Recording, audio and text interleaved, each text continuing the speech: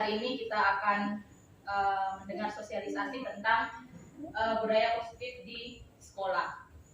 Sebelumnya, saya mohon kesediaan Mem Sari untuk memimpin kita dalam doa.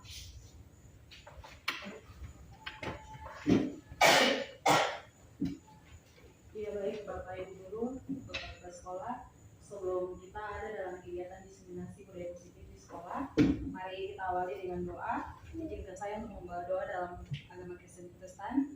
Bapak Ibu Guru yang beragama lain boleh menyesuaikan. Mari kita berdoa. Terpuji Allah yang kekal, Allah yang baik dalam setiap kehidupan kami dari hari lepas hari.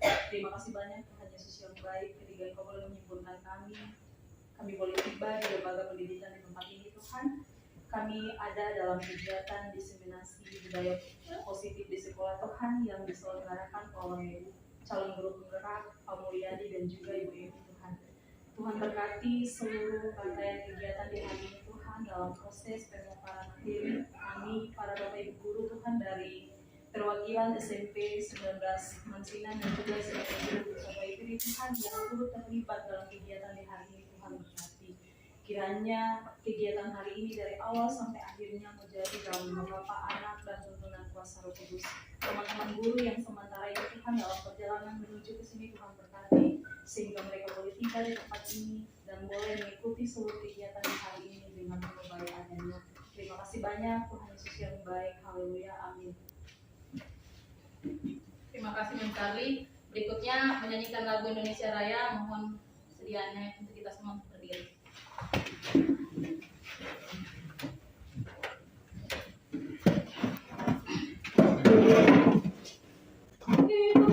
Indonesia Raya, Indonesia tanah airku, tanah tumpah darahku. Di sanalah aku berdiri, jadi pandu ibuku. Indonesia kebangsaanku, bangsa dan tanah airku. Marilah kita berseru, Indonesia bersatu.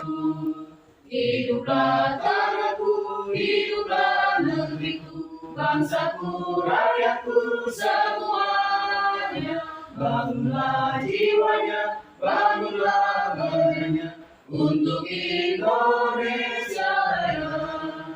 Indonesia Raya, merdeka, merdeka, tanahku, negeriku yang ku cinta. Indonesia Raya, merdeka, merdeka, hiduplah Indonesia Raya.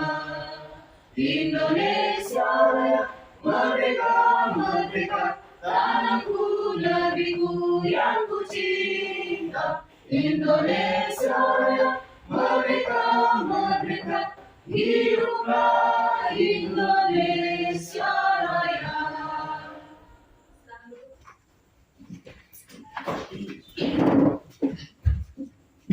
Berikut kita masuk dalam sambutan sekalian pembukaan kegiatan diseminasi budaya positif di sekolah oleh Bapak Kepala Sekolah SMP Negeri 21 Satap Algeri. Kepada Bapak dipersilakan. Dan ini yang kita perlukan. Yang berikut itu budaya-budaya yang sekarang kita sebenarkan dipaparkan oleh Bapak Ibu mengikuti dengan baik. Ketika akan di dalam ruangan mengajar dan melihat ada budaya-budaya yang sebenarnya tidak membawa manfaat bagi anak-anak kita, dirugikan anak-anak kita, mempengaruhi anak-anak kita, itu jangan dilihat. Budaya yang sebenarnya yang baik itu yang karena khususnya untuk di Indonesia, secara khusus di Papua itu mereka anak-anak kita ini cepat sekali untuk dapat menerima yang budaya sebenarnya bukan milik kita, tapi mereka juga hanya mengambil itu, jadi mereka sampai itu budaya sebenarnya. Jadi Bapak Ibu Guru mengikuti budaya ini baik supaya ke depan itu anak-anak kita ini menerima mereka di tangan Bapak Ibu. Budaya-budaya ini dilihat mana yang membawa kemajuan bagi kita, yang kita bisa lakukan. Ya, kemudian untuk Bapak Ibu Guru yang khususnya di SMP Negeri harus kita mengikuti secara baik agar kita mengajar jangan sampai kita tidak tahu budaya-budaya kita secara khusus budaya Papua ini ada yang bisa masuk untuk menjadi ini, ada yang masuk tengah-tengah yang sebenarnya tidak diakui. Tapi juga budaya-budaya yang secara umum Indonesia ada yang bagus, ada yang juga diambil dari negara itu ini. Jadi itu yang nanti tidak tahu nanti Pak Mose bentar akan memberikan materi ini supaya melihat mana yang sebenarnya supaya kegiatan yang kita lihat akan menjadi makna, menjadi pengalaman, tidak cuan untuk kita. Mengajar pada kedua narasumber hari ini bekerja memberikan yang terbaik pada kita sebelum dulu hari ini. Dan secara resmi saya membuka kegiatan ini untuk dilaksanakan. Sampai selesai.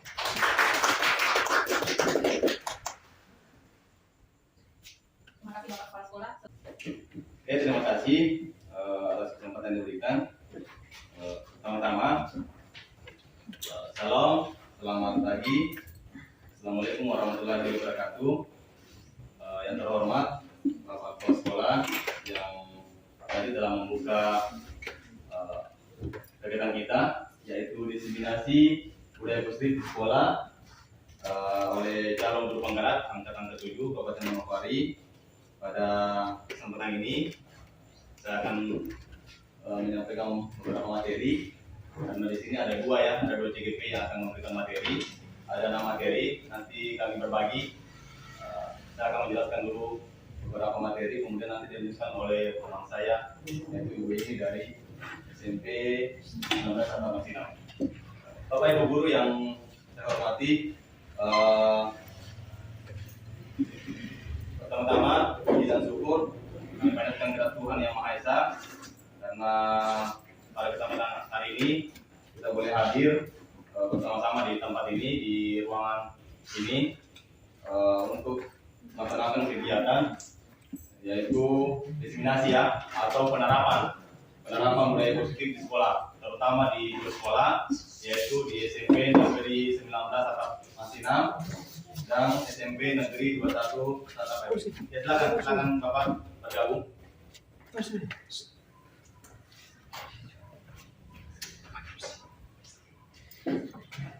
Yang pertama, mungkin teman-teman sudah kenal saya Mulyadi, itu mengajar guru matematika di SMP Negeri 21 Atap Kiri sebagai calon guru penggerak itu di program ini. Calon guru penggerak itu selama beberapa bulan ke depan, kalau sesuai jadwal itu sampai di bulan 7. Saya berharap mudah-mudahan proses pelaksanaan CGP ini sampai finish ya. Untuk materi hari ini yaitu bagaimana penerapan budaya positif di sekolah. Nah, teman-teman atau rekan-rekan guru semua, bahwa kita tahu bahwa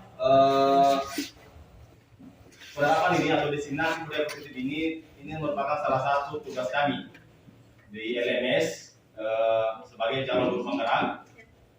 Bagaimana menyampaikan materi yang sudah kami terima dari 2 bulan yang lalu ya, selama 2 bulan, mulai dari modul 1.1, 1.2, 1.3 sampai 1.4.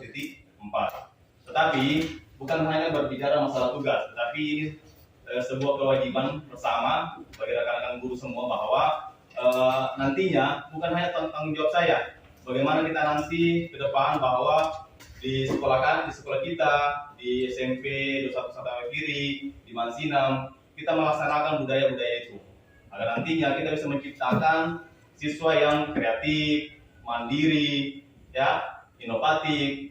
Terutama bagaimana kita menerapkan kurikulum merdeka, yaitu menjadikan siswa kita menjadi profil pelajar Pancasila. Ya, lanjut. Kemudian budaya positif. Apa itu budaya positif?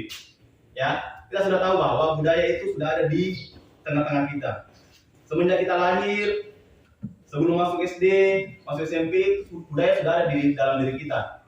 Budaya itu sudah dibentuk, ya, sudah dibentuk dalam diri kita. Mulai dari dibentuk oleh lingkungan keluarga yang pertama. Kita lahir, kita dididik oleh orang tua kita, ibu kita, bapak kita, di keluarga kita sudah dididik. Di situ budaya sudah terbentuk. Kemudian setelah kita menjadi anak-anak, kita bergaul di lingkungan, itu juga budaya, itu juga dipengaruhi. Ya, budaya itu apa? Adalah keyakinan-keyakinan, nilai-nilai kebiasaan, ya, yang sudah ada di diri kita, di anak-anak diri kita. Ya, sebelum mereka masuk di sekolah, mereka sudah memiliki budaya. Ya, apakah itu budaya positif atau budaya negatif. Ya, nah, tugas kita nantinya bagaimana budaya yang ada di diri anak kita mengarahkan menjadi budaya positif. Ya, jangan sampai, artinya begini, budaya yang sudah ada dari dalam diri anak setelah masuk sekolah, bagaimana budaya positif itu kita tingkatkan sehingga budaya-budaya negatif itu akan tertekan.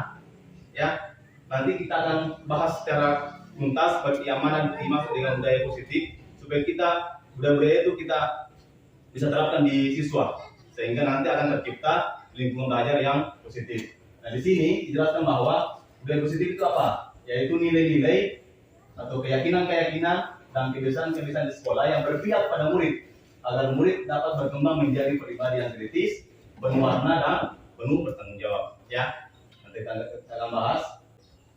Kemudian sebelum masuk ke materi lebih dalam, di sini ada pertanyaan. Ya, saya minta nanti rekan-rekan guru menjawab secara spontan saja. Ya, apakah setuju atau tidak?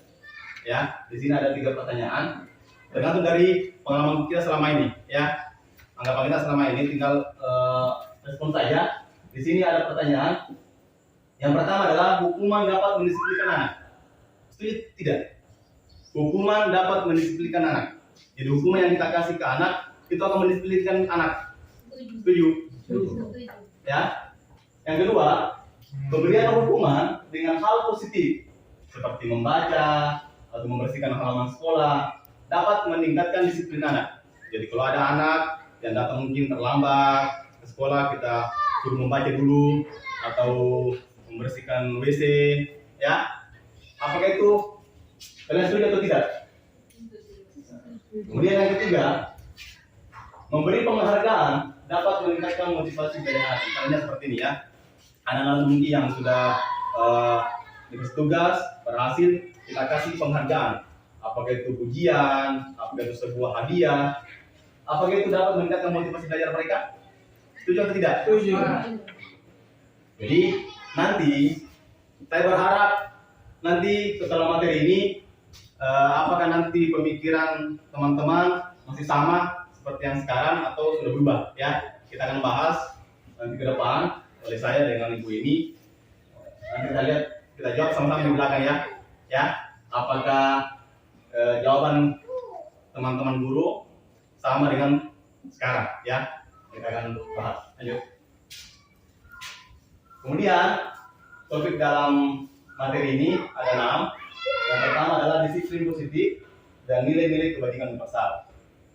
Kemudian ada teori motivasi, ada hukuman atau penghargaan, ada restitusi. Ya, nanti kita akan bahas apa itu teori motivasi, apa itu hukuman, apa itu penghargaan, apa itu restitusi.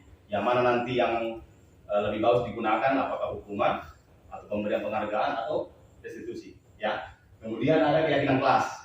Ya, nanti kita akan bahas juga yang mana itu keyakinan kelas. Apa perbedaan keyakinan kelas dengan peraturan kelas, ya, atau tatib kelas, ya. Nanti kita akan bahas juga. Kemudian ada kebutuhan dasar manusia dan dunia berkualitas. Ya, sebagai manusia, sebagai anak didik, pasti kan ada namanya kebutuhan dasarnya. Ya, kita akan kupas juga yang mana termasuk dasar-dasar kebutuhan manusia itu. Kemudian ada restitusi 5 posisi kontrol. Ya, nanti juga akan dibahas yang mana 5 posisi kontrol itu, ya. Nah, nanti ibu ini akan menjelaskan, nanti akan dipaparkan sebuah video. Di situ ada 5 kontrol. Ada beberapa di situ, ada penghukum, ya, pemantau.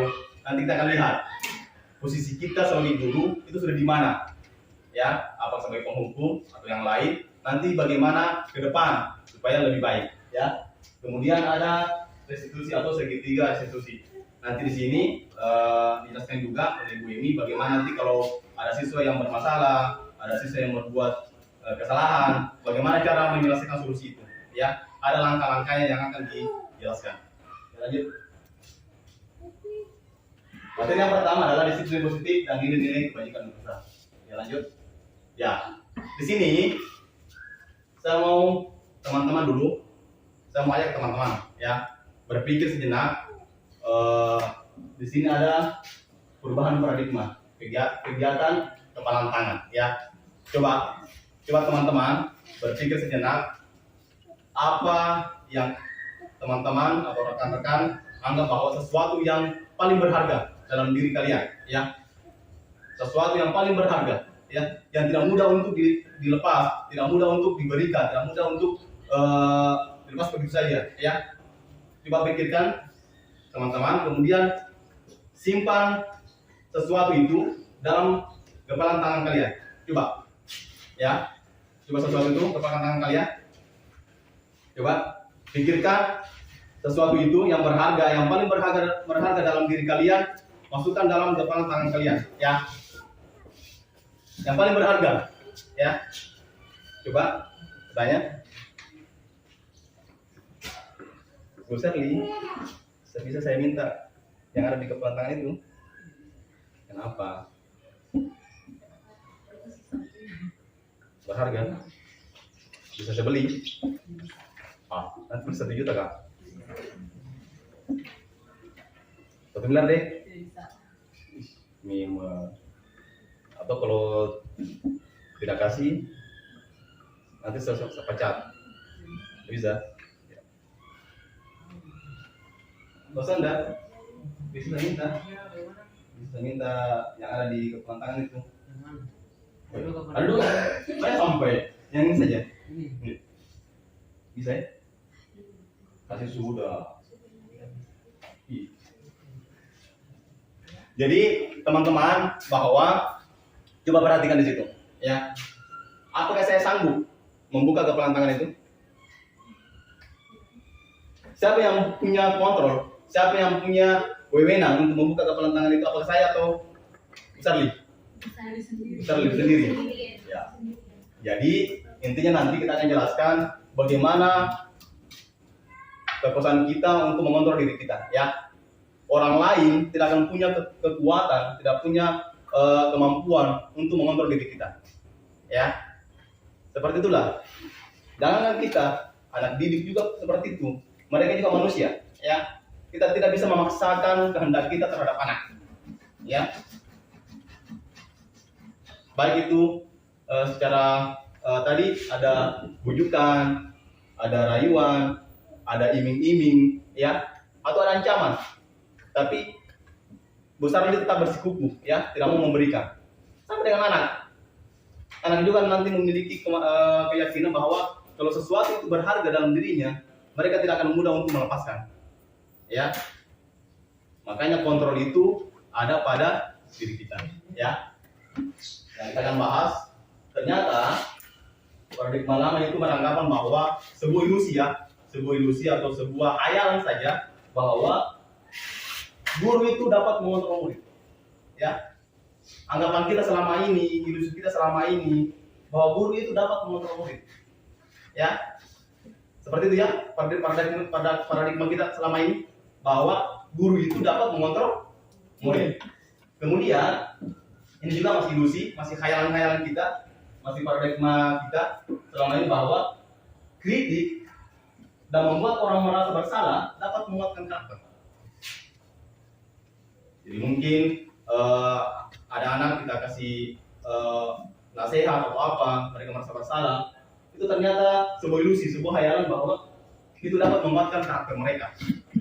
Kemudian ini juga ilusi bahwa semua penguatan positif efektif dan bermanfaat, ya.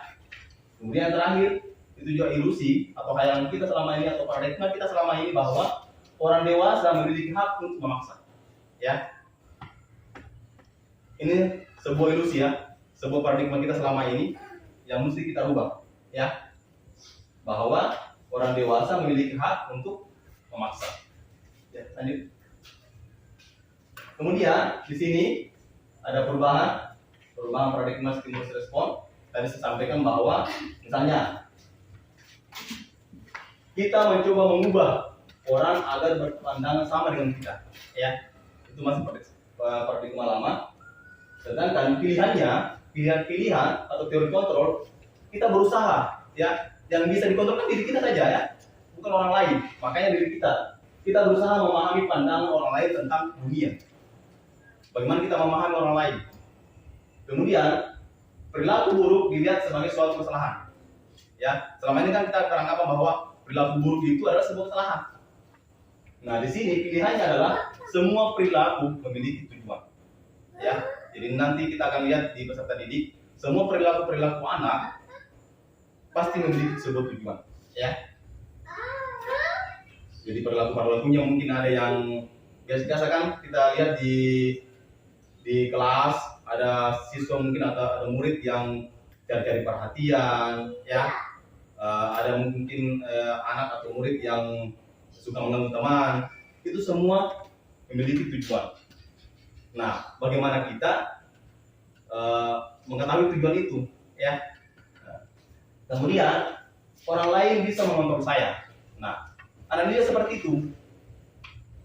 Anak didik tidak bisa dikontrol oleh orang lain. Pilihannya adalah hanya Anda yang bisa mengontrol diri Anda, ya. Jadi nanti akan teman-teman saya berharap mudah nanti setelah materi ini bagaimana kita mengarahkan anak untuk mengontrol dirinya, ya.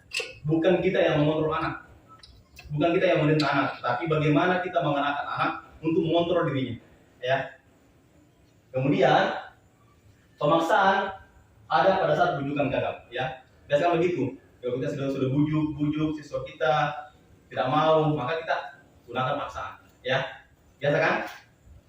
Kemudian pilihannya adalah kolaborasi dan konsensus menciptakan pilihan-pilihan baru. Jadi nanti kalau masih praktik malam atau sini kita paksa, kita bujuk-bujuk, tidak bisa langsung kita paksa, tapi ada namanya kolaborasi, ya, baik antara guru dengan siswa, siswa dengan siswa, atau guru dengan guru lain. Kemudian model berpikir menang atau kalah, ya. Selama ini kita selalu berpikir bahwa kalau ada yang menang pasti ada yang kalah. Tapi pilihannya adalah menang dan menang. Jadi kita nanti berharap siswa nanti ke depan kalau ada yang melakukan perkelahian atau cekcok di dalam kelas, bagaimana kita menciptakan siswa menang dan menang. Tidak ada siswa yang menang dan tidak ada siswa yang kalah. Nanti akan dijelaskan solusi-solusi apa, langkah-langkah apa yang akan dijabarkan supaya nanti sama-sama enak, ya. Siswa yang bermasalah sama-sama enak, ya. Lanjut. Nah, di sini secara gamblang ada disiplin positif, diagram yang dijelaskan oleh Dr. William Glaser di sini. Dan tergambar semua di sini nanti. Ini akan kita pelajari semua, ya. Ada namanya motivasi intrinsik, motivasi intrinsik, ya, eksternal dan internal. Kemudian ada 5 fungsi kontrol, ada kebutuhan manusia, ada strategi eksekusi, ya. Sama nanti akan kita bahas secara menyeluruh. Itu menurut teori kontrol Dr. William Glaser. Lanjut.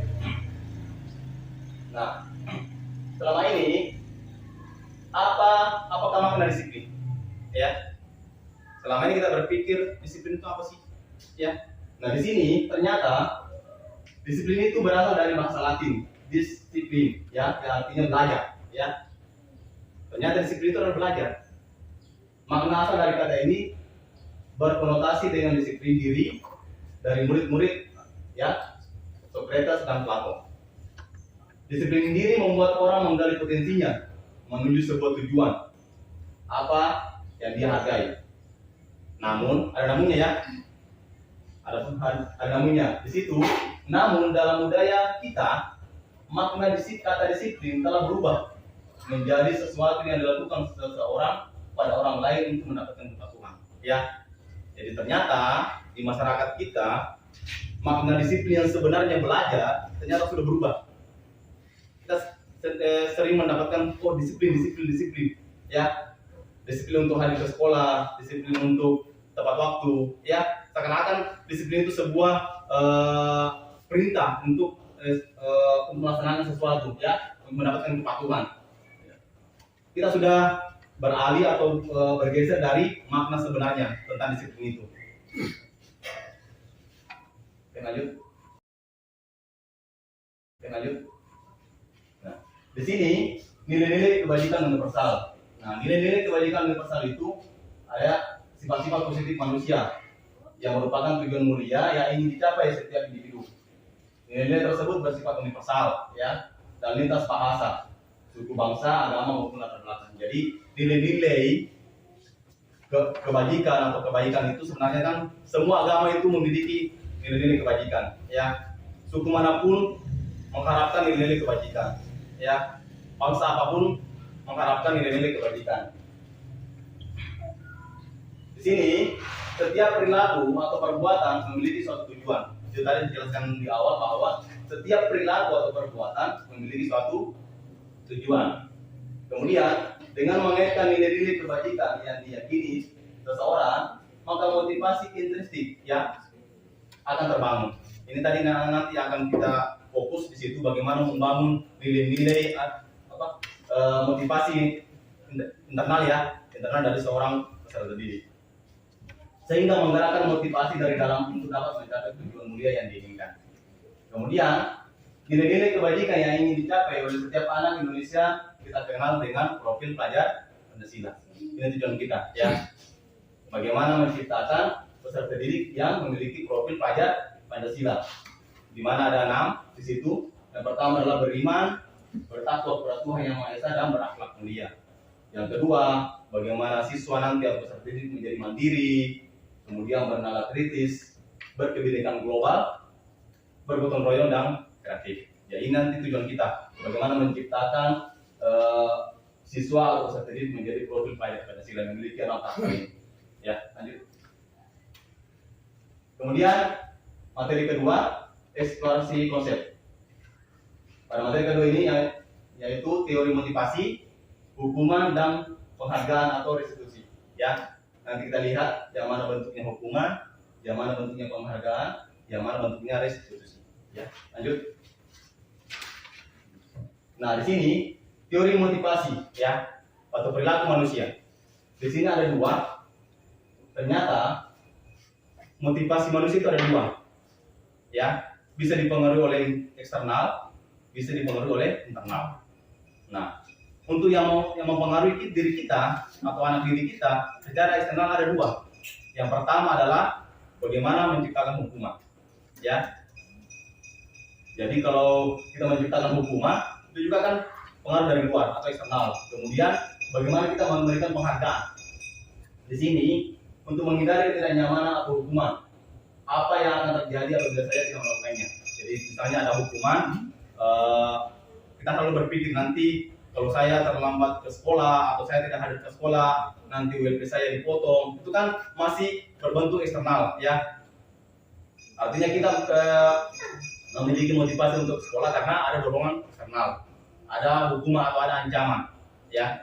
Kemudian untuk mendapatkan imbalan dari orang lain, ya, apa yang akan saya dapatkan apabila saya melakukannya. Ini juga masih eksternal, ya. Jadi mungkin kalau kita selalu berpikir bahwa kalau saya rajin ke sekolah atau datang pagi-pagi ke sekolah, mungkin nanti pada saat mau kenaikan pangkat, kepala sekolah nanti kasih nilai bagus, ya kan? Itu kan masih eksternal, masih mengharapkan sesuatu, masih mengharapkan penghargaan atau pengakuan dari pimpinan atau orang lain, ya. Mungkin juga berpikir bahwa kalau saya datang cepat, mungkin masyarakat bisa melihat saya, ya, guru ini rajin. Itu yang masih eksternal. Nah, sekarang yang kita harapkan adalah bagaimana motivasi internal itu hadir dalam diri kita atau dalam diri anak didik kita. Inilah tujuan disiplin positif, yaitu untuk menghargai diri sendiri. Saya akan menjadi orang seperti apa bila saya melakukannya, ya. Nah, kita harus berpikir bahwa kalau saya hadir di sekolah tepat waktu, ada di sekolah tiap hari, bagaimana saya, ya, itu harus kita bangun. Nah, bagaimana membangun itu ke anak didik kita, ya, memberikan kesadaran kepada anak didik kita, bagaimana kalau dia rajin belajar, bagaimana kalau dia rajin ke sekolah, ya, bukan karena ancaman, bukan karena penghargaan, tapi bagaimana mengarahkan anak didik kita supaya memiliki kesadaran diri, ya, untuk berbuat sesuai dengan motivasi internalnya. Lanjut. Nah, di sini merdeka, ya, ini kaitannya tadi tentang kemandirian, ya, motivasi internal tentang merdeka. Apa itu merdeka? Menurut pendiri menurut Bapak Pendidikan kita, yaitu Ki Hajar Dewantara, merdeka itu artinya tidak hanya terlepas dari perintah, akan tetapi juga cara membuat memerintah diri sendiri. Ya, ini sangat dalam maknanya. Artinya selama ini kita hanya berpikir bahwa merdeka itu saya tidak terjajah, saya tidak diperintah oleh orang lain. Ya, saya bebas melakukan apa saja. Tapi ternyata kata Ki Hajar Dewantara, merdeka itu bagaimana memerintah diri sendiri. Ya, bagaimana memerintah diri kita sendiri untuk berbuat sesuatu yang lebih baik. Ya, bukan dari orang lain, tapi bagaimana kita mengarahkan diri kita untuk berbuat yang lebih baik untuk kepentingan diri kita. Itulah kata merdeka menurut Ki Hajar Dewantara. Dihukum oleh penghargaan. Ya, mungkin judulnya agak ya, coba dilihat, dihukum oleh penghargaan. Ternyata selama ini bahwa dihukum oleh penghargaan. Mungkin menganggap bahwa penghargaan itu adalah sebuah apresiasi yang diberikan. Ternyata penghargaan berlaku sama dengan hukuman. Ya, kalau kita mungkin selama ini persepsi selama ini bahwa hukuman itu berbeda dengan penghargaan. Kita memberikan penghargaan kepada anak. Ya, ternyata di sini riset menjelaskan bahwa penghargaan berlaku sama dengan hukuman. Dalam arti meminta atau membujuk seseorang melakukan sesuatu untuk memenuhi suatu tujuan tertentu. Misalnya seperti ini ya. Kenapa penghargaan itu dikatakan sebagai hukuman? Coba, kenapa di kurikulum 2013, kurikulum Merdeka sudah tidak ada di rapor namanya ranking? Ya, ini tujuannya. Coba bayangkan jika ada ranking dalam rapor, ada ranking 1, ada ranking 2, ada ranking 3. Nah, bagaimana nasib anak yang memiliki ranking terbawah? Ya kan? Berarti secara otomatis penghargaan yang kita kasih ke anak yang satu itu merupakan hukuman kepada anak yang lain. Bisa ya? Bisa dipahami? Kemudian mungkin ada di dalam diskusi kelompok, ada kelompok yang selalu kita puji, yang kita kasih penghargaan. Mungkin kelompok yang kita kasih penghargaan itu mungkin akan bagus, tapi itu merupakan hukuman bagi kelompok yang lain. Ya, mereka merasa minder, ya. Kalau saya tidak bisa, ya. Kemudian juga yang dikasih penghargaan juga, misalnya dikasih ranking 1, dia sudah merasa puas, dia sudah merasa puas diri, dia sudah merasa di atas, ya. Sehingga di sini secara riset bahwa penghargaan dan hukuman itu memiliki pengaruh ya, baik secara jangka pendek maupun jangka panjang. Kita bisa jelaskan bahwa secara jangka pendeknya tadi di situ ada mungkin yang diberikan penghargaan, maka yang lain akan merasa minder. Kemudian ini juga sama tadi penghargaan atau menghukum, ya. Jelaskan tadi bahwa penghargaan itu adalah menghukum yang tidak mendapatkan penghargaan. Kemudian penghargaan mengurangi ketepatan. Ini juga, ya. Kenapa penghargaan itu mengurangi ketepatan? Misalnya seperti ini. Kita memeriksa tugas anak-anak kita, memberikan nilai 100, memberikan nilai 70, ya. Mungkin anak-anak sudah merasa bahwa dia sudah maksimal mengerjakan, dia sudah menggambar secara baik, secara maksimal, tapi kita kasih nilai 60, ya. Di situ mengurangi ketepatan kita untuk menilai. Ya, kita hanya nilai dari sudut pandang kita, bukan dari sudut pandang dari siswa kita, ya. Maka penghargaan itu mengurangi ketepatan. Kemudian penghargaan tidak efektif, ya. Ini juga betul tadi saya sampaikan bahwa tidak efektif. Kemudian penghargaan merusak hubungan, sudah sangat jelas, ya. Pastikan kalau ada yang kasih penghargaan, yang lain kan pastikan ada di situ dengan teman yang lain merasa bahwa oh saya di bawah, mereka di atas. Hubungan-hubungan seperti itu akan terbentuk kalau kita memberikan penghargaan. Ya, lanjut. Kemudian masih lanjutkan. Penghargaan menurunkan kualitas. Saya sudah jelaskan bahwa kalau kita sudah kasih penghargaan, misalnya ranking 1, ranking 2, ranking 3, mereka sudah merasa puas. Wah, kita sudah tidak punya saingan lagi. Kita sudah paling di atas, ya. Paling pintar di kelas ini, ya. Kemudian penghargaan mematikan kreativitas. Ini bersama tadi, ya. Kalau sudah merasa dihargai, sudah merasa di atas, mereka tidak memiliki kreativitas lagi untuk berbuat sesuatu. Ya, penghargaan mengurangi motivasi intrinsik, ya. Jadi untuk motivasi internalnya sudah berkurang. Lanjut.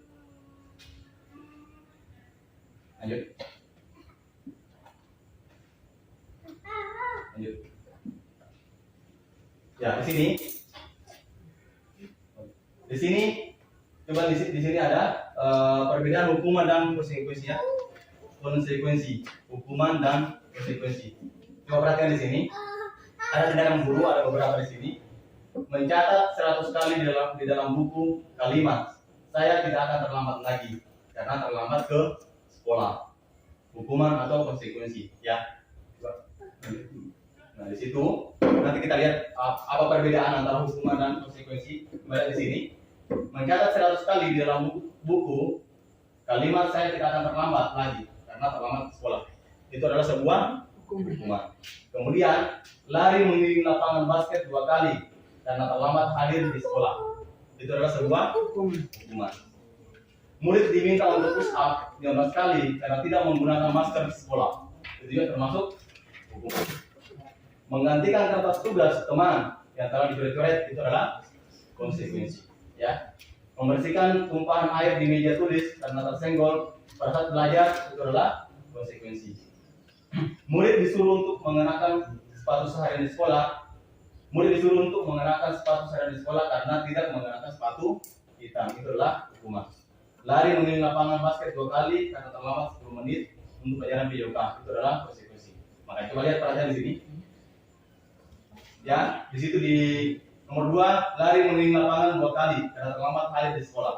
Itu adalah hukuman. Sedangkan di sini, lari mengelilingi lapangan basket 2 kali karena terlambat 10 menit untuk pelajaran PJOK. Itu adalah konsekuensi. Apa perbedaan di situ? Ya, antara hukuman dan konsekuensi. Kalau dilihat kan secara sama kan? Tetap lari ke lapangan. Apa perbedaannya? Bisa dilihat di situ. Nah, secara penjabaran di sini, hukuman itu diberikan, ya, itu tidak ada hubungan dengan sesuatu yang atau menggantikan. Coba di sini, menggantikan kertas tugas teman yang telah dicoret-coret. Itu adalah konsekuensi. Artinya sesuatu yang hilang itu digantikan. Itu adalah konsekuensi. Ya, sama dengan ini yang di sini kan, terlambat PJOK, disuruh lari, itu kan mengganti di situ. Mengganti keterlambatannya dengan lari keliling lapangan. Itulah perbedaan antara hukuman dan konsekuensi. Kalau hukuman ya hanya memberikan hukuman saja, tidak ada hubungan dengan misalnya terlambat ya keliling lapangan. Ya. Kalau konsekuensi adalah bagaimana cara menggantikan itu, menggantikan sesuatu.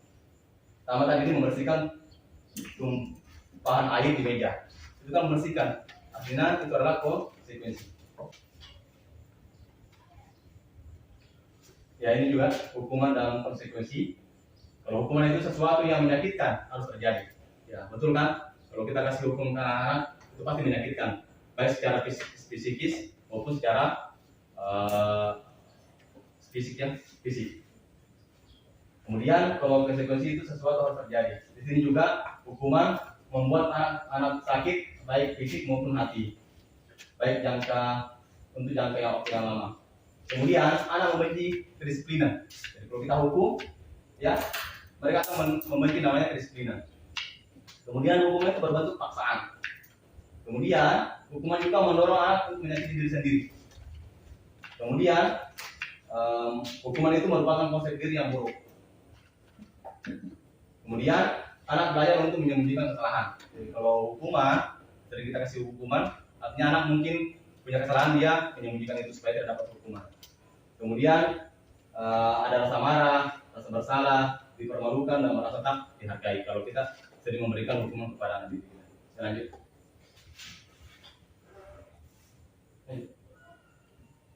Apa itu restitusi?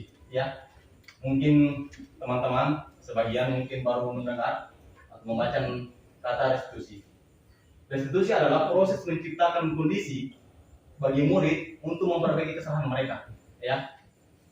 Restitusi adalah proses menciptakan kondisi bagi murid untuk memperbaiki kesalahan mereka, sehingga mereka bisa kembali pada kelompok mereka dengan karakter yang lebih kuat. Restitusi juga merupakan proses kolaboratif yang mengajarkan murid untuk mencari solusi untuk masalah mereka dan membantu murid berpikir tentang orang seperti apa yang mereka ingin menjadi atau tujuan mulia dan bagaimana mereka harus memperlakukan orang lain. Nah, tujuan kita bukan hukuman, bukan konsekuensi, tapi di sini restitusi. Ya, bagaimana anak memiliki kesalahan, tetapi bagaimana kita mengajarkan supaya mereka menyadari kesalahan itu. Nanti tujuan kita akan seperti ini. Ya, nanti kita akan menjelaskan secara rinci bagaimana itu restitusi, bagaimana itu segitiga restitusi, bagaimana itu 5 kontrol. Ya, lanjut. Nah, di sini ada kalau hukuman itu identitas gagal, negatif. Ya, saya jelaskan tadi. Negatif kalau konsekuensi masih netral saja. Ya, kalau restitusi itu adalah positif. Contoh, sesuatu yang menyakitkan harus terjadi. Konsekuensinya sesuatu harus terjadi. Restitusinya adalah bagaimana merupakan pilihan. Siswa karena dipikir memiliki pilihan untuk memperbaiki kesalahan itu, mencari solusi atas persoalan itu. Oke, lanjut. Ini ada ciri-ciri 9 ciri-ciri restitusi. Yang pertama adalah bukan untuk menebus kesalahan. Ingat, restitusi itu bukan untuk menebus kesalahan, namun untuk belajar dari kesalahan. Kemudian kedua, memperbaiki hubungan. Ya, jadi kalau ada nanti dua anak yang berselisih, kalau kita menggunakan restitusi, mereka tidak ada nanti ke depan. Kalau kita sudah damaikan, tidak ada merasa bahwa oh ini masih salah, atau masih dendam dengan teman yang lain. Ya, jadi tetap memperbaiki hubungan. Kemudian ini tawaran bukan paksaan. Ya, kita menawarkan solusi. Artinya dia berbuat sesuatu, tapi mereka sendiri yang memberikan tawaran-tawaran itu. Bukan kita bukan memaksa mereka. Kemudian restitusi menuntun untuk melihat ke dalam diri. Ya, pastikan nanti kan contohnya nanti bagaimana nanti akan dijelaskan bagaimana nanti kalau kita berada di posisi itu. Ya, kalau kita mungkin ada teman, ada siswa yang memukul teman sendiri, pasti kita akan membawa bagaimana kalau kau di posisi itu, bagaimana kalau kau yang dipukul. Ya, kemudian restitusi mencari kebutuhan dasar yang mendasari tindakan. Kemudian restitusi diri adalah cara yang paling baik. Restitusi fokus pada karakter bukan tindakan. Ya, kemudian restitusi fokus pada solusi. Ini kita akan cari solusi. Kemudian restitusi mengembalikan murid yang berbuat salah pada kelompoknya. Jadi nanti kalau ada yang siswa yang berbuat salah, jangan merasa minder, tapi tetap akan kembali ke kelompoknya. Lanjut. Ini yang terakhir untuk materi saya, yaitu keyakinan kelas. Apa itu keyakinan kelas? Lanjut. Nah, di sini mengapa tidak peraturan saja? Mengapa harus keyakinan kelas? Selama ini kan kita sudah membuat peraturan di dalam kelas, di sekolah, ada namanya tatip kelas, ya, tatip sekolah, sudah kan? Ada namanya kalau terlambat 15 menit, ya kan? Rajin ke sekolah, hadir sebelum 15 menit. Di sini, mengapa kita memiliki peraturan harus menggunakan helm bila mengendarai kendaraan roda 2? Ya, mengapa? Selama ini kan selalu berpikir bahwa saya memakai helm untuk menghindari hukuman, jangan sampai ada nanti polisi, ada kena tilang. Tapi bagaimana kita membangun keyakinan kelas bahwa kalau saya tidak menggunakan helm, tiba-tiba nanti saya kecelakaan di jalan, saya akan celaka. Mungkin kepala saya bisa terlindungi dengan helm, tapi kan kalau tidak pakai helm itu akan lebih parah. Ya, kita akan bangun seperti itu. Kenapa mesti keyakinan kelas, bukan peraturan saja. Kemudian mengapa kita ini sama contoh saja ya, mengapa kita memiliki peraturan 3M, menggunakan masker, mencuci tangan dan menjaga jarak. Ya. Nah, ini nanti bagaimana peraturan itu kita bawa ke keyakinan kelas. Lanjut. Nah, di sini ada lingkaran besar, ada lingkaran di sini, ada budaya positif, lingkungan positif, keyakinan kelas, dan peraturan kelas. Nah, harapan kita di sekolah ini itu tercipta budaya positif, ya, tercipta budaya positif untuk menciptakan murid kita menjadi profil pelajar Pancasila. Nah, bagaimana menciptakan budaya positif? Ya, yang paling utama kita lakukan adalah bagaimana membuat lingkungan positif dulu di sekolah kita. Ya, jadi sebelum ada budaya positif, maka yang harus kita lakukan dulu adalah bagaimana menciptakan lingkungan positif di sekolah kita, di kelas-kelas kita. Nah, sama kan, menciptakan budaya positif bukan tidak bisa dilaksanakan oleh 1-2 orang saja, tapi harus kebersamaan. Ya, itu kan harus mulai dari di dalam kelas, masing-masing guru, mungkin mata pelajaran yang lain, itu menciptakan suasana lingkungan positif di dalam kelas mereka masing-masing. Sehingga nanti ke depan secara otomatis akan terbentuk budaya positif di sekolah. Nah, untuk menciptakan lingkungan positif maka harus ada keyakinan kelas. Ya, kelas-kelas ini itu nanti akan guru-guru lakukan. Sebenarnya saya jelaskan bahwa masing-masing nanti guru akan lakukan bagaimana menciptakan keyakinan kelas. Ya, misalnya di mata pelajaran agama mungkin beda keyakinan kelasnya, atau di kelas 7 beda mungkin keyakinan kelasnya. Kemudian dari keyakinan kelas itu lahir dari peraturan itu. Peraturan yang sudah ada kita bentuk menjadi keyakinan kelas, ya, sehingga nanti ke depan akan menjadi budaya positif di sekolah. Lanjut. Nah, di sini apa perbedaan antara peraturan dan keyakinan kelas? Di sini ada peraturan selalu kembalikan buku ke tempatnya. Ternyata keyakinan kelas adalah tanggung jawab. Bagaimana siswa bertanggung jawab. Kalau pas peraturan ya selalu kembalikan buku ke tempatnya. Ternyata keyakinan kelas itu adalah bagaimana siswa bertanggung jawab. Di sini dilarang mengganggu orang lain. Ya, itu peraturannya. Ternyata keyakinan kelas adalah menghormati orang lain. Kemudian peraturannya adalah hadir di sekolah 15 menit sebelum pembelajaran dimulai. Keyakinan kelas adalah menghormati orang lain dan berkomitmen untuk hadir sebelum 15 menit pembelajaran dimulai. Kemudian dilarang melakukan kekerasan. Di sini ada keselamatan, menghormati orang lain. Ya. Kemudian dilarang menggunakan narkoba. Ternyata di keyakinan kelas adalah bagaimana menjaga kesehatan. Lanjut. Nah, inilah contoh-contoh yang perlu dilaksanakan argumentasi diskusi keyakinan kelas. Nah, keyakinan kelas itu terbentuk dari diskusi antara guru dengan siswa sendiri. Ya, jadi mereka sendiri yang membuat keyakinan kelas. Nah, mereka sendiri akan mematuhi itu. Jangan kita yang membuat, tapi siswa nanti diajak diskusi dan kerjasama untuk membuat keyakinan itu. Sehingga sesuatu yang mereka buat, mereka juga akan laksanakan. Lanjut.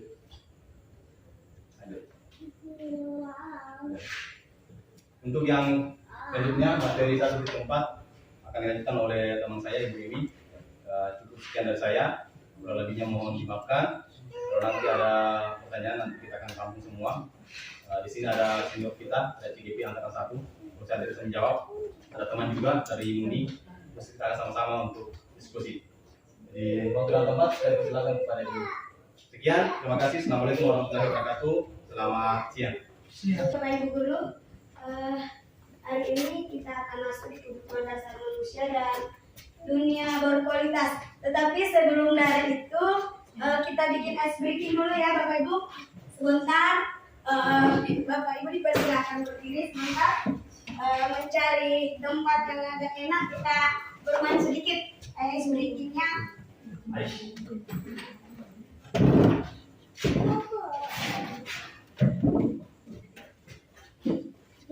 Silakan diikuti, mari kita sampai saja.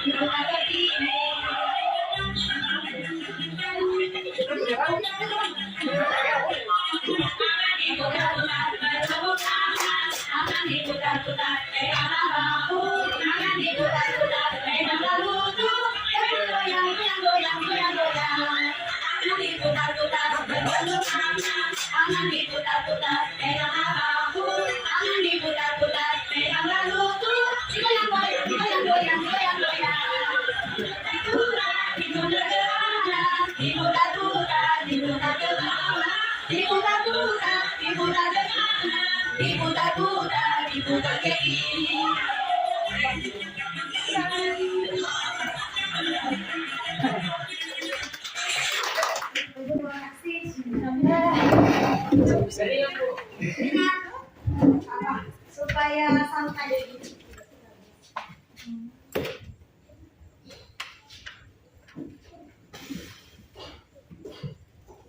Udah mana? Berkeringat? Basah. Udah gitu. Udah asik. Kita terbiasa lah.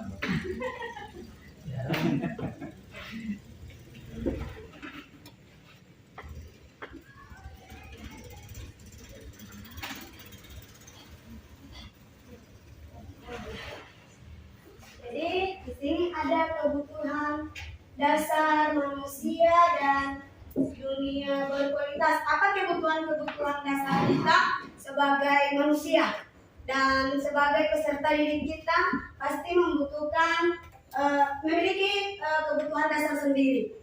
Apa-apa itu ada. Kita lanjut di slide kedua. Di situ ada pertama kebutuhan dasar manusia. Yang pertama yaitu bertahan hidup. Dan yang kedua yaitu kasih sayang dan rasa diterima. Jadi kita sebagai manusia membutuhkan kasih sayang dan rasa diterima seperti murid kita pasti butuh seperti itu. Nah, di sini juga ada penguasaan dan kebebasan dan kesenangan. Itu adalah contoh kebutuhan dasar manusia. Nah, setelah itu kita masuk di ada 5 posisi kontrol seorang guru. Apa-apakah itu? Yang pertama yaitu penghukum, dan yang kedua yaitu pembuat rasa bersalah, dan yang ketiga sebagai teman, dan pemantau dan manajer. Selama ini sebagai seorang guru termasuk saya sering melakukan yang namanya menghukum, membuat anak-anak merasa bersalah. Terus sebagai teman, kalau pemantau belum, saya belum terlalu ini, tetapi manajer kadang-kadang. Tetapi penghukum, pembuat rasa bersalah, pasti kita sudah sering, mungkin ada yang mengalaminya seperti saya. Nah, untuk memahami 5 posisi kontrol ini sebagai seorang guru, kita akan nonton. Mana tidak?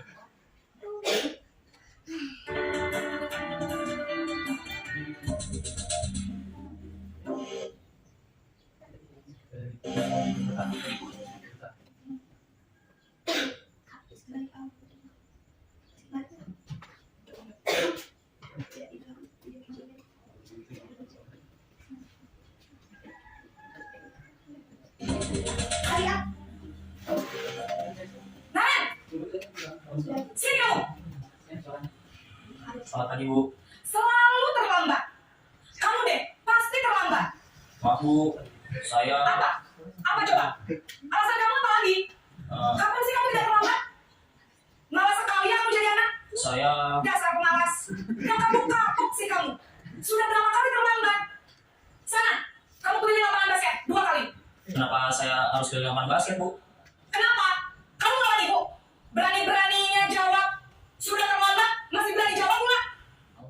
Sekarang, keliling lapangan basket 5 kali sekalian. Biar kapok. Cepat, pergi sana ke lapangan basket. Itu adalah contoh posisi penghukum. Yang kedua sebagai membuat rasa bersalah.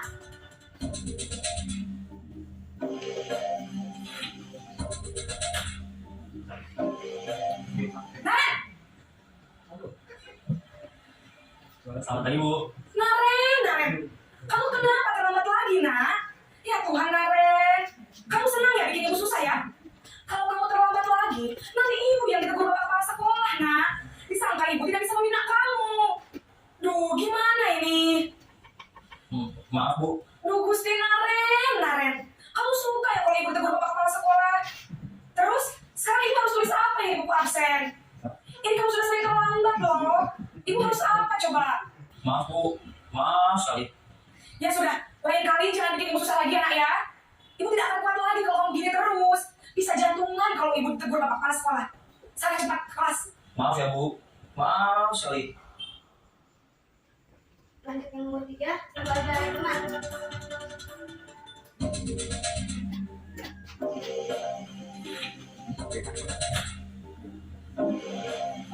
Naren! Selamat pagi, Bu. Wah, sudah jam berapa ini nak? Terlambat lagi ya sayang. Iya, Bu. Habis ibu saya lupa bawakan saya, Bu. Kamu malah menyalahkan ibu kamu. Kamu bukannya anak yang larinya paling kencang. Kok terlambat sih? Iya Bu, saya memang terlambat banget tadi. Jadi biarpun saya lari kencang, tetap gak kejar Bu. Ya sudah sana, nanti lain kali larinya lebih kencang lagi ya. Biar gak terlambat lagi. Bikin senang ibu, demi ibu. Bisa kan? Bisa lah Bu. Ya sudah sana masuk kelas. Ibu beresin urusan absen kamu. Kamu ini ada-ada saja.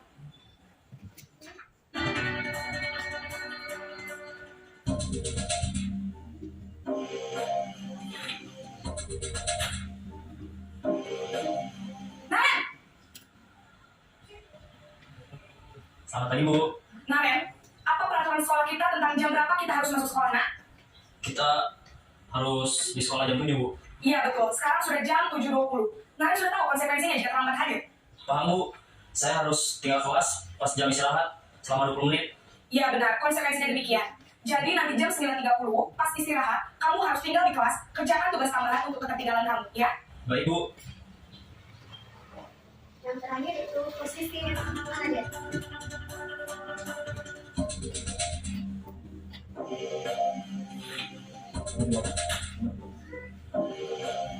Naren!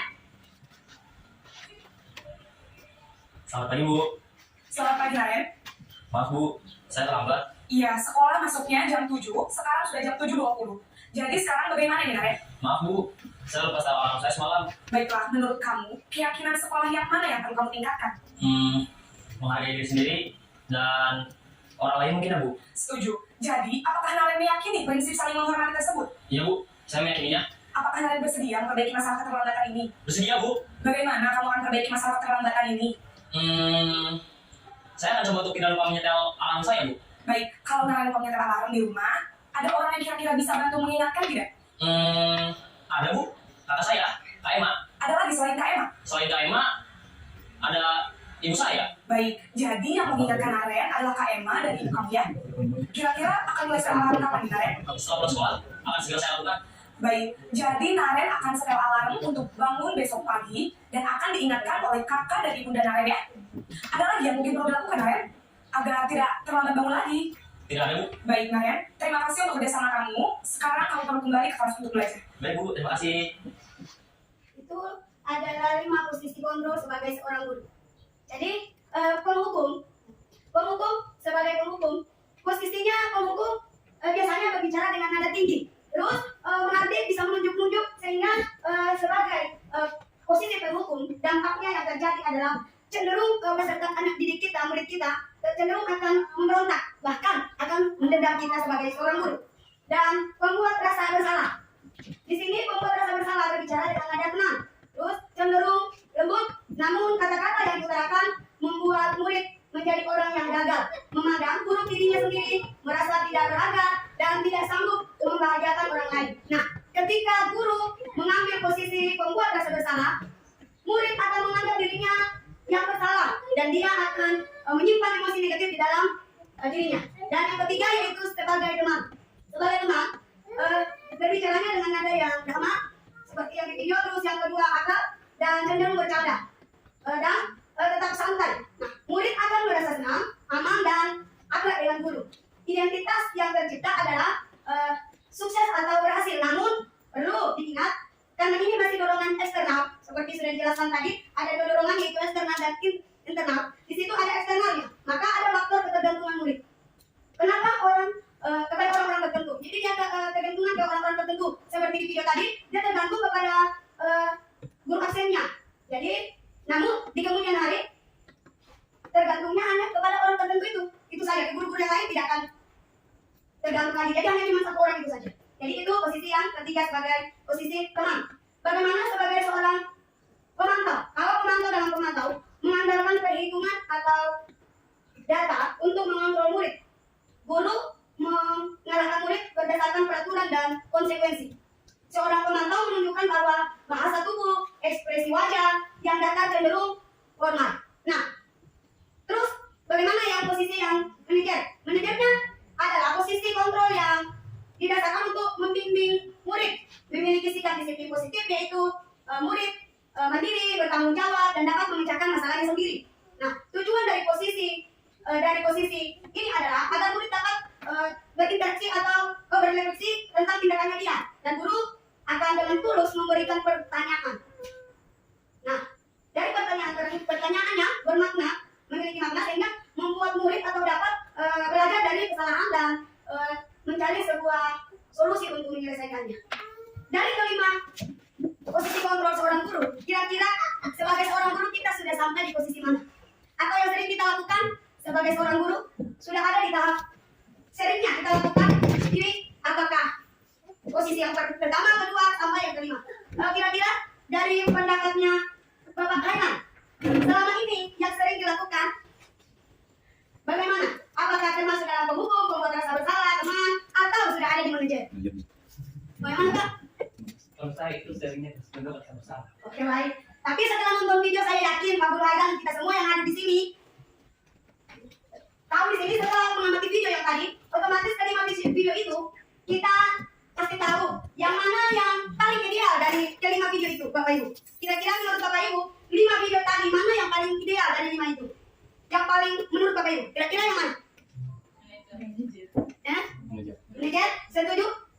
Ya, yang paling ideal ya tentu posisi manajer. Posisi ini yang memang ideal dan ingin dituju sebagai seorang pendidik. Disiplin manajer, guru dapat menerapkan disiplin positif yang berpihak pada murid untuk memerdekakan murid. Itulah yang ingin kita capai Bapak Ibu. Dan memang berat, tetapi kita harus bisa menjadi seorang manajer untuk peserta didik kita. Nah, ada segitiga institusi. Kalau misalnya murid kita tadi ada bermasalah, tidak langsung kita langsung hukum begitu saja, langsung panggil hukum, tidak. Tetapi untuk masuk ke dalam itu kita alihkan ke ada langkah, yaitu kita masuk di segitiga institusi. Apakah Bapak Ibu pernah mendengar kata institusi? Kalau dari saya, ini juga istilah baru dari saya. Yang saya pertama kali dengar, nanti kegiatan di JPB baru saya mengerti. Oh ternyata institusi ini seperti ini. Dan ternyata pasti Bapak Ibu sudah pernah melakukannya, cuma tidak tahu apakah oh ini yang namanya segitiga institusi. Di dalam segitiga institusi ada 3 langkah. Yang pertama itu sebagai seorang guru kita harus menstabilkan identitas dulu. Dan yang kedua kita harus validasi tindakan yang salah itu kepada murid dan menanyakan keyakinan. Itu di segitiga institusi. Bagaimana menstabilkan identitas? Guru berkata berbuat salah itu hal yang manusiawi. Tidak ada manusia yang sempurna Bapak Ibu. Juga salah ketika kita pasti pernah menyelesaikan permasalahan ini. Kita pernah mengalaminya. Nah, Bapak Ibu tidak tertarik untuk mencari tahu siapa yang benar, siapa yang salah. Bapak Ibu lebih tertarik untuk menyelesaikan masalah. Nah, kalau kamu menyalahkan dirimu sendiri terus-menerus, apakah kamu bisa bersikap baik pada dirimu sendiri? Ini adalah contoh pertanyaan-pertanyaan yang boleh kita ajukan di menstabilkan identitas. Dan yang kedua yaitu bagaimana kita memvalidasi tindakan yang salah. Pertanyaan seperti bagaimana yang kita harus ungkapkan. Yang pertama di sini yaitu kamu pasti punya alasan dalam berbuat seperti ini. Nah, apakah kamu mau untuk memperbaikinya? Itu adalah tindakan yang validasi yang kita lakukan. Dan yang ketiga yaitu bagaimana menanyakan keyakinan. Keyakinan kelas yang kita sudah buat seperti yang dipaparkan tadi, bagaimana membuat keyakinan kelas. Nah, apa nilai keyakinan kelas yang kamu tahu? Karena di kelas kita sudah buat keyakinan kelas, maka kita akan bertanya nilai keyakinan kelas apa yang kamu tahu. Dan yang kedua, kamu ingin menjadi anak seperti apa? Kita tanyakan untuk sehingga anak-anak sendiri yang menyelesaikan masalahnya bertanggung jawab sendiri dan ada satu contoh yang saya sudah pernah praktekkan dan ini termasuk contoh segitiga restitusi. Ini adalah kasus pertama, dia sedang bermain saat pembelajaran matematika. Silakan dinonton.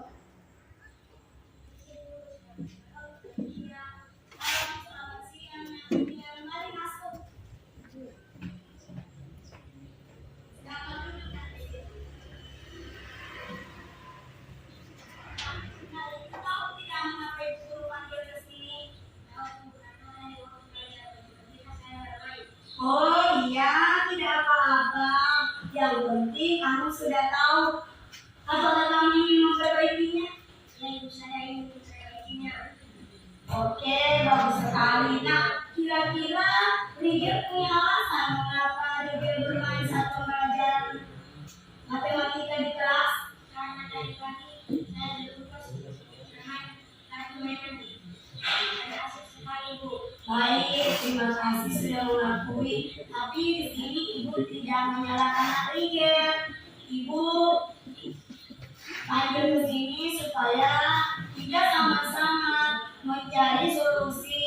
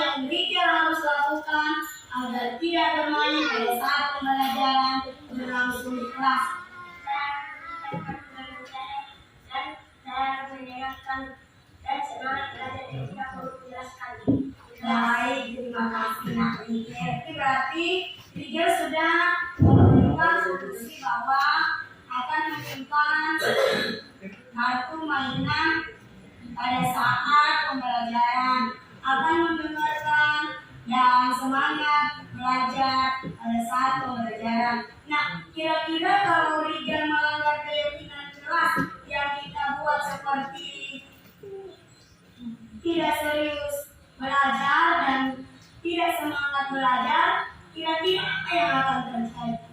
Kan mendapatkan nilai yang kurang bagus. Baik, Rigel kira-kira punya cita-cita mau menjadi apa? Saya ingin menjadi orang yang sukses dan menjadi polisi. Syukurlah luar biasa. Untuk mewujudkan cita-citanya Rigel, kira-kira apa yang Rigel harus lakukan? Bagus sekali Nak Rigel, harus belajar sungguh-sungguh. Ibu akan mendoakan selalu supaya Nak Rigel boleh mencapai cita-cita untuk menjadi orang yang sukses, menjadi polisi. Terima kasih Nak Rigel untuk hari ini.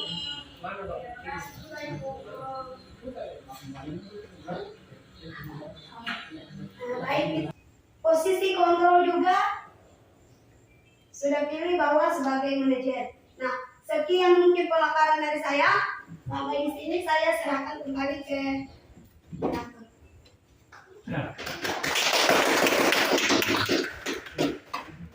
Untuk kedua pemateri kita, Pak Mulyadi SPD GR dan Ibu Emiliana Reviada SPD. Baik Bapak Ibu, pada saat ini saya akan membuka sesi tanya jawab. Yang pertama untuk 3 pertanyaan, silakan Bapak Ibu yang ingin bertanya. Tidak perlu menunjukkan kepada siapa yang ditanya, tapi silakan bertanya saja siapapun yang mau menjawab, nanti antara pemateri 1 atau pemateri 2 yang menjawab. Silakan Bapak Ibu. Pak Khairan, Pak Suhanda, tamu, tuan rumah, Bapak Ibu tuan rumah.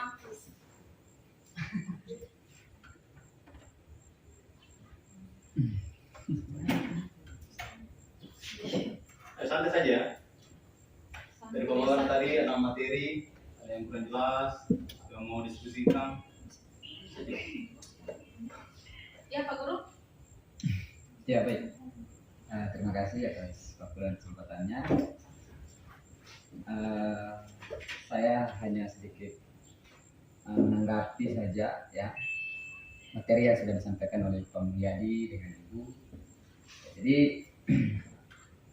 berdasarkan dengan nilai-nilai yang tadi sudah dipaparkan, ada ya, berkaitan dengan disiplin positif. Ini bagaimana seorang guru harus bertindak kepada siswa. Jangan sampai kita melakukan kekerasan. Dan tadi ada hukuman dan sebagainya. Nah, jadi apakah dengan survei yang sudah dilakukan oleh Pak Mulyadi, ya, atau dengan Ibu juga, ya, ini sudah memberikan dampak positif ya untuk kegiatan-kegiatan yang ada. Artinya kita bisa melihat dalam segi ya kita lihat dalam kondisi nyata saja. Ya, anak-anak dengan dia punya latar belakang yang sangat bermacam-macam. Ya. Kita dalam kelas saja pusing untuk ya mengatasi anak-anak dengan mereka punya tindakan. Ya ada yang sementara belajar, ada yang ribut di belakang, ya. Atau juga ada anak-anak yang memang sampai sekarang ini belum bisa membaca. Nah, ini saya pikir juga kondisi yang perlu kita lihat langsung secara nyata dalam kita pendidikan sekolah.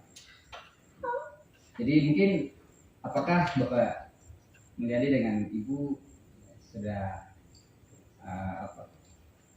artinya dalam materi ini sudah bisa memberikan ya sesuatu yang berbeda. Mungkin itu dari saya saja. Terima kasih. Terima kasih Pak Guru. Gimana?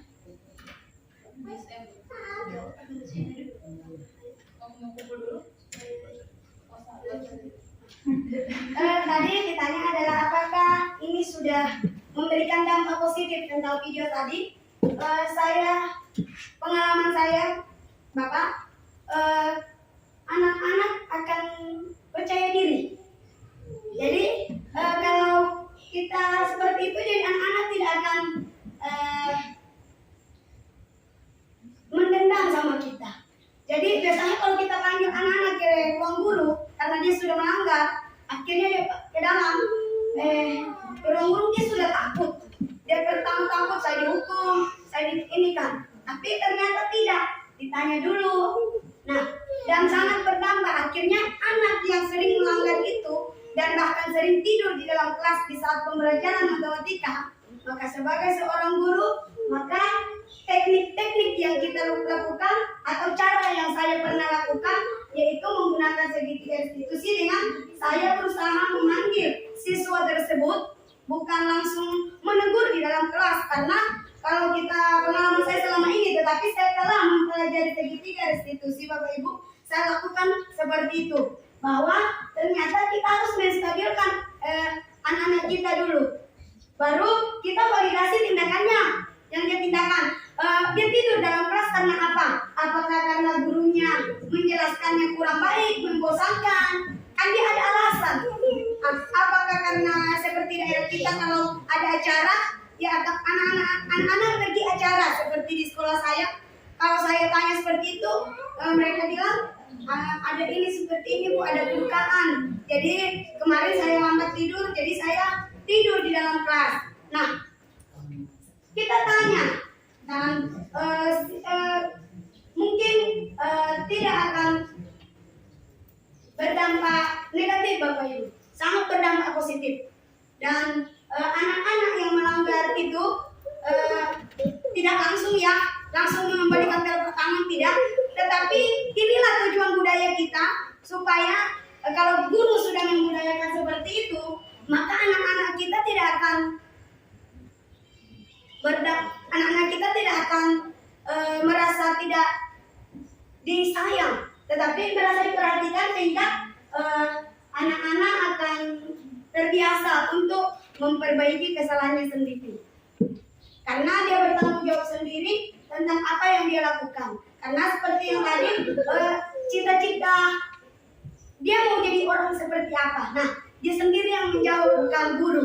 Jadi dia sendiri yang mencari solusi atas apa yang dia sudah lakukan, Bapak Ibu. Itu dan sangat berdampak buat peserta didik saya yang saya sudah berikan di SMP Negeri 19 1 Atarman Sinam. Sekian, mungkin belum dipaham, saya kembalikan ke Bapak. Masih misalnya mungkin ada Bagaimana Pak? Atau mungkin ada penambahan dari Pak Mulyadi? Terima kasih kepada Pak Ari atas pertanyaan yang diberikan. Kalau masalah tadi tentang saya jabarkan, mulai dari menghukum, konsekuensi, restitusi. Jadi pengalaman saya selama di IPR ini, mulai dari 2015, hampir semua sudah saya lakukan, ya. Terutama di awal-awal saya datang di sini, menghukum itu hampir beberapa tahun saya laksanakan, ya. Mulai dari kalau saya sudah laksanakan bahwa anak-anak saya dapat merokok dalam kelas, saya putar keliling, ya, lari, itu sudah saya laksanakan. Kemudian juga peraturan bahwa kalau siswa tidak hadir ke sekolah 1 hari, mereka dapat hukuman, sudah saya lakukan. Tapi setelah mempelajari, menganalisis, ternyata tidak ada dampak sama sekali, ya, kurang berdampak dengan hukuman itu. Makanya mungkin dari pemerintah atau dari kegiatan ini mungkin ada solusi terbaru lagi, namanya restitusi, ya. Ada namanya segitiga restitusi, posisi kontrol. Kalau masalah dampak sekarang, karena ini masih dua kita berjalan 2 bulan, kita belum melihat dampak yang signifikan. Tapi namanya juga pembelajaran, pasti sudah melalui riset yang sudah dilaksanakan oleh beberapa sekolah atau pemerintah. Pasti kan ada bagaimana kita memaksimalkan pembelajaran itu, atau 5 posisi kontrol itu ada segitiga restitusi itu. Nanti ke depan bagaimana kita melihat apakah ada dampak yang signifikan atau tidak. Tapi selama ini sebagai seorang guru penghukum, pemantau, ya, itu masih saya lihat bahwa dari beberapa tahun yang saya lakukan tidak berdampak sama sekali bagi siswa, ya. Mungkin karena dilihat bahwa ada siswa yang rajin ke sekolah, rajin belajar, ada siswa yang nakal, tapi kenyataan juga mereka sudah lulus, ada yang mungkin yang dulunya rajin sekolah, rajin belajar, masih seperti yang sekarang masih tinggal di Aipiri, belum punya pekerjaan apa-apa. Tapi mungkin yang dulu yang nakal sekali, yang hanya memberontak di kelas, nyatanya juga setelah lulus mereka ada yang jadi tentara, ya. Makanya kalau masalah dampaknya tadi saya sampaikan bahwa belum kita lihat secara signifikan, tetapi kalau menurut saya bahwa dengan adanya materi ini, materi yang 5 posisi kontrol itu, segitiga restitusi, kita memahami bahwa hukuman, penghargaan itu sama-sama mengecilkan atau masih ada dorongan eksternal dari luar. Nah, bagaimana kita memunculkan motivasi-motivasi internal dari anak supaya mereka memiliki kesadaran diri. Bukan jangan sampai kita sudah melakukan tindakan atau tekanan di sekolah, tapi setelah di luar sekolah mereka sudah keluar dari sekolah ini, mereka sudah tetap melakukan kesalahan-kesalahan itu. Tapi kalau mereka sudah memiliki kesadaran diri, ya, biarpun dimanapun mereka berada, di luar masyarakat, di luar sekolah, mereka tetap memiliki kontrol diri. Makanya itulah kita penting belajar bagaimana menciptakan anak untuk memiliki kontrol diri bagi dirinya. Seperti itu ya. Terima kasih. Terima kasih Miss M. Mungkin ada tambahan dari Miss selaku guru pengajar praktik. Terima kasih untuk kesempatan yang diberikan. Dalam hal ini mungkin saya sedikit memperkenalkan diri dulu ya Bapak Ibu. Perkenalkan, nama saya di sini saja. Terlihat kan Bapak Ibu kalau di sini? Di sini saja. Perkenalkan, nama saya Krisya Claudia Adimin. Saya sama dengan Pak Hairan, kita satu angkatan, cuma beda umur ya Pak. Sama-sama guru penggerak angkatan 2. Kebetulan saja saya mendaftar di pengajar praktek untuk angkatan 6 dan 7, jadi sekarang jadi pengajar praktek. Nanti Pak Hairan nanti menyusul di angkatan berikutnya jadi pengajar praktek. Ya. Bapak Ibu, saya sangat tertarik sekali dengan apa yang sudah ditanyakan dan curhatan dari Bapak Ibu yang ada di sini. Serta materi ini sebenarnya seperti yang Pak Hairan sampaikan, apalagi untuk segitiga restitusi merupakan hal baru juga bagi kami. Namun, Bapak Ibu, satu poin penting mungkin yang harus kita pahami dulu sebagai guru adalah kita yakin dulu ini pasti berhasil dengan cara ini. Kita berikan contoh kecil saja. Kalau Bapak Ibu sudah terbiasa dari kecil bangun pagi, terbiasa ya Bapak Ibu, misalkan saya terbiasa bangun jam 4 pagi.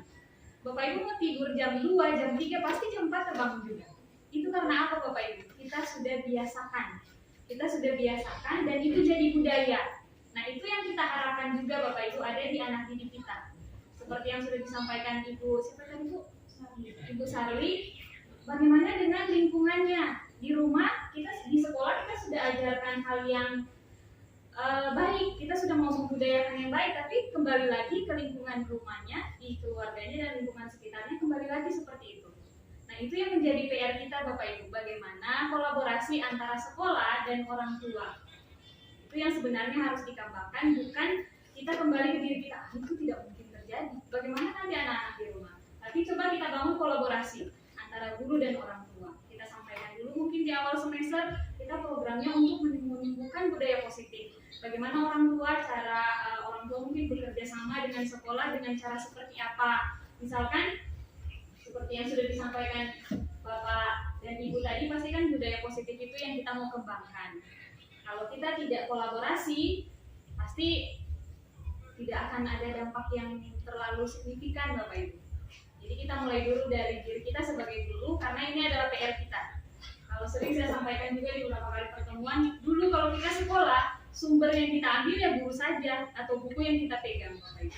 Tapi sekarang anak-anak tuh mereka bisa mempermutu segala informasi yang bagus dan tidak bagus itu diserap. Di sana bisa pukul guru, kenapa di sini tidak bisa? Di sana tidak apa-apa, berarti saya juga bisa di sini. Nah, itu yang harus kita lihat Bapak Ibu, seperti yang Ibu Emi bilang tadi, potensi mereka. Kalau dulu kita menganggap anak itu adalah, biasa kan guru selingkuh, kita ibaratkan anak ini adalah kertas kosong yang akan kita lukis, tapi coba kita rubah persepsi itu. Kita ibaratkan mereka adalah kertas yang sudah ada sketsanya. Kita menebalkan karakter yang baik dulu, potensi-potensi yang ada di mereka dulu. Seperti yang Ibu dan Bapak sampaikan tadi kan, mereka dari rumah punya lingkungan yang karakter dari rumahnya sudah ada, dari lingkungan dengan teman-temannya sudah ada. Kalau yang di SMP, SD, dan TK-nya sudah dibentuk juga. Nah, kita bagaimana tugas kita sebagai guru untuk memberikan penguatan itu agar potensi yang baik itu yang harus kita kembangkan. Bukan kita merasa diri ini kayaknya tidak mungkin. Karena ini adalah hal baru yang bisa kita coba Bapak Ibu. Walaupun posisi kontrol tadi kita sudah lakukan semuanya. Manajer mungkin yang belum terlalu karena di ujungnya kita tidak kasih penguatan, kita tidak kasih nilai-nilai yang mau ditanamkan. Jangan buang sampah sembarangan, itu yang kita terapkan. Tapi kita tidak tanamkan di dalam dirinya bahwa nilai tanggung jawab terhadap barang yang dia punya itu kita tidak tanamkan. Yang kita tanamkan adalah jangan buang sampah sembarangan. Kalau misalkan di perpustakaan taruh buku sembarangan, itu yang kita larang. Jangan menaruh buku sembarangan, tapi kita tidak tanamkan nilai tanggung jawab terhadap buku yang setelah dia pakai. Nilai itu yang belum kita tanamkan. Jadi Bapak Ibu kita coba dengan menanamkan nilai dulu ke anak-anak supaya jadi pembiasaan. Jadi pembiasaan dan harapannya akan membudaya. Makanya ini judulnya budaya positif yang akan kita kembangkan di sekolah. Salah satu caranya dengan bekerja sama juga dengan orang tua ya Bapak Ibu. Kemudian untuk pemberian penghargaan. Ada anak-anak yang kadang begini Bapak Ibu. Kalau kita memuji orang yang pintar dalam satu kelas, itu menjadi hukuman bagi anak yang tidak bisa. Kasihan kan seperti itu. Kadang beranggapan seperti itu. Tapi Bapak Ibu, kita sebagai guru, pemimpin pembelajaran, kita harus bisa. Makanya sekarang itu lebih cenderung ke kenapa semua sekolah harus gunakan Merdeka Mengajar. Kurikulum Merdeka maksudnya. Kenapa harus kurikulum Merdeka? Karena di awal pembelajaran kita akan menganalisis kebutuhan belajar mereka dulu. Anak-anak yang memang pintar sekali, kalau kita sudah menganalisis kebutuhannya, kita tidak akan kasih soal yang sama sulitnya ke semua anak. Kenapa kita kasih perkalian yang pangkatnya 10 dengan anak yang belum bisa baca, sama semua soalnya? Pasti yang dapat pujian yang pintar semua, yang tidak bisa ya tidak dapat pujian. Begitu kan Bapak Ibu? Tapi coba kalau di awal kita sudah analisis dulu kebutuhannya. Oh, ini anak-anak yang tidak bisa baca di dalam kelas saya. Ini anak-anak yang sudah bisa. Nah, dalam proses pembelajaran mungkin kesulitannya di kita sebagai guru. Pasti kita akan mempersiapkan lembar kerja atau soal-soal yang lebih banyak. Karena nanti untuk anak-anak yang bisa ini kita kasih soal yang lebih sulit atau nanti ada soal pengayaan juga. Tapi anak-anak yang belum bisa ini kita kasih soal yang lebih sederhana. Nilainya kan pasti sama. Yang penting Bapak Ibu konsep pembelajaran kita sama materinya. Misalkan bilangan berpangkat untuk matematika. Kalau anak yang tidak bisa baca, kenapa kita kasih yang pangkatnya tinggi? Disamakan dengan anak yang belum bisa. Jadi itu meminimalisir supaya kita tidak memberikan penghargaan yang sebenarnya itu adalah hukuman kepada murid-murid yang lain. Jadi kita awali dulu dengan menganalisis kebutuhan belajar mereka di dalam kelas. Mungkin begitu Bapak Ibu. Terima kasih. Terima kasih Bu Fisya. Saya rasa untuk sesi tanya jawabnya cukup dulu ya. Ini sudah jam ya, ada yang mau baca, ada yang mau istirahat. Jadi, mari Bapak Ibu saya mengajak kita baik SMP 21 Andiri sebagai tuan rumah dan kami sekolah-sekolah dari luar Andiri dari Nasional dan SMP Muni, Mabes Muni. Mari kita membenahi keadaan di sekolah kita masing-masing. Bagaimana kita mendisiplinkan keadaan di sekolah bukan hanya untuk peserta didik tapi bagi kita para pendidik juga. Mungkin ada sepatah dua kata dari pengajar kelas kalian penutup. Kalian penutup? Oh iya.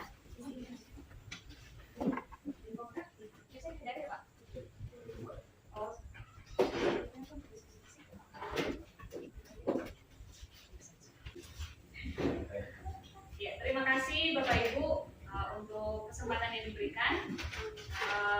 Seperti yang saya sudah perkenalan tadi ya Bapak Ibu, tidak usah lagi ya, kan sama orangnya yang berdiri situ dengan yang berdiri di sini. Jadi Bapak Ibu, ini adalah bagian dari proses belajar calon guru penggerak. Jadi Pak Mulyadi dan Ibu Emi di sini masih calon guru penggerak. Mudah-mudahan lulus ya Pak Mulyadi. Jadi dalam proses belajar guru pendidikan guru penggerak ini, salah satu yang harus dilakukannya ini, mereka harus berbagi dengan guru-guru yang ada di sekolah mereka. Setidaknya apa yang mereka pelajari di pendidikan guru penggerak, Bapak Ibu yang ada di sini juga memahaminya. Kadang kan kalau kita bergerak sendiri, dampaknya tidak terlalu banyak. Tapi coba kalau kita bergeraknya bersama-sama, pasti dampaknya lebih baik lagi. Jadi ini adalah proses belajar dari Ibu Emi Emi dan Pak Mulyadi, dan saya harapkan Bapak Ibu ini berdampak baik juga buat Bapak Ibu sebagai guru, dan pastinya yang kami harapkan adalah dampaknya langsung ke murid. Tujuan utamanya adalah murid. Bagaimana kita membiasakan hal yang baik dan membudayakan hal yang baik untuk murid dapat belajar dengan baik. Bapak Ibu harus ingat, sebagai guru tugasnya bukan hanya mengajar dan mendidik, tapi kita menuntun anak-anak ini menemukan. Nah, seperti tadi yang manajer ya Bapak Ibu, jadi bukan hanya marah-marahi, tapi ujung-ujungnya anak tidak tahu apa kesalahannya, apa yang harus dia perbuat lagi setelah ini. Tapi kita coba dengan memberikan hasil akhirnya, tapi harus anak-anak yang temukan sendiri Bapak Ibu, karena untuk memunculkan itu dari dalam dirinya dulu, yang paham akan apa yang dia perbuat dulu, baru kita timbulkan hal-hal yang apa yang harus dia lakukan setelah itu. Bapak Ibu, terima kasih untuk kehadirannya hari ini, walaupun hari ini digabung ya, sebelahnya foto Bu Emi, sebelahnya foto Pak Mul, tapi tidak mengurangi keinginan Bapak Ibu juga untuk terus belajar. Saya berharap seperti itu, dan mohon kerjasamanya juga Bapak Ibu ke depannya dalam proses pendidikan guru penggerak ini. Banyak hal-hal yang nantinya akan dilakukan oleh calon guru penggerak dan sangat membutuhkan dukungan baik dari kepala sekolah maupun seluruh guru yang ada di sekolah. Mungkin itu saja, saya tutup kegiatan ini dengan dengan tahan nafas. Oh iya, doa nanti langsung ininya. Saya kembalikan balik ke pembawa acara. Terima kasih Bapak Ibu. Tepuk tangan dulu. Ya, terima kasih Ibu pengajar praktik dan Bapak Ibu guru calon guru penggerak. Sebagai doa penutup dan doa makan, saya minta kesediaan dari Mensardi untuk memimpin kita dalam doa.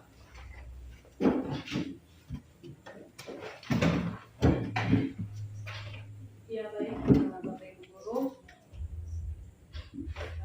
Ibu pengajar, dan para narasumber, untuk menutupi seluruh kegiatan kita di hari ini, mari kita berdoa mulai.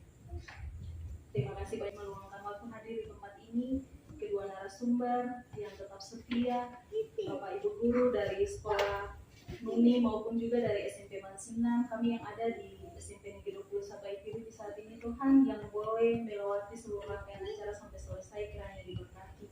Kami akan berpisah Tuhan, kami akan pulang, tinggalkan lembaga pendidikan ini, Tuhan berkati kami. Ketika kami boleh melakukan perjalanan pulang, kami kembali masuk dan kami akhiri seluruh kegiatan kami di hari ini. Haleluya.